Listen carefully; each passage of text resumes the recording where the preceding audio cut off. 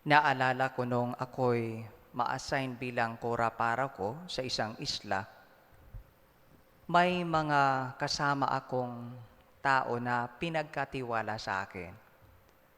Sa kumbento mayroong tagaluto, tapos mayroong at the same time operator siya ng pump boat kasi isla yon.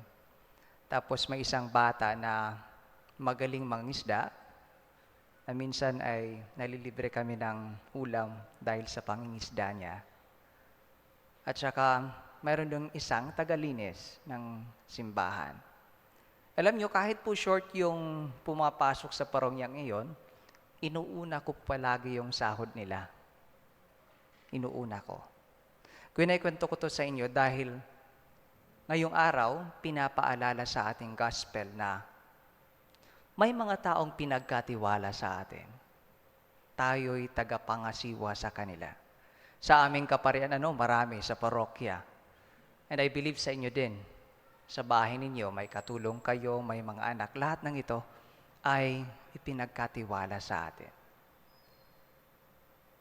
Tinuturuan tayo ng gospel na every time may mga taong ganito sa ating bahay, kasama natin, ito po'y pagkakataong maipadama sa kanila ang pagmamahal ng Diyos.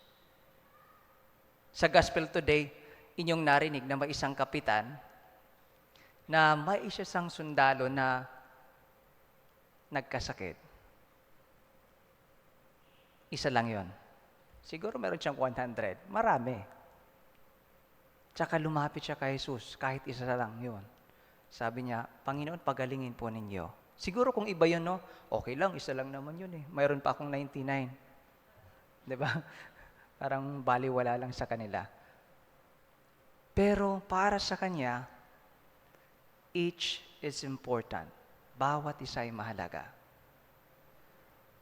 Kung naalala ninyo sa gospel, yung story about the sheep, na meron siyang 100, tapos naligaw yung isa, iniwan niya yung 99, hinanap niya yung isa. This mindset, pinapaalala sa atin na each one of us sa mata ng Diyos ay mahalaga.